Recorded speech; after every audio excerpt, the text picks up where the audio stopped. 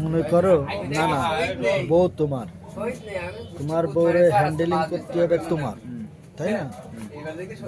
কি করতেছে না করতেছে, পর্দায় থাকে কি না থাকে, তোমার দেখতে হবে না? হ্যান্ডেলিং তোমার করতে হবে না? কিছু আমার করতে হবে। এখন তোমার বউরে যদি হ্যান্ডেল মারে অন্য মানুষ, তাহলে কি সেটা ঠিক হবে? সেটা কি কোনো জায়গায় ঠিক হয়? এটা ঠিক হবে না। তাহলে নিজের বউ ছেলে মেয়ে এগুলো, তাই না, নিজের হেফাজতে রাখতে হবে, তাই না? এখন তোমার বউরে যদি হ্যান্ডেল মারে অন্য মানুষ,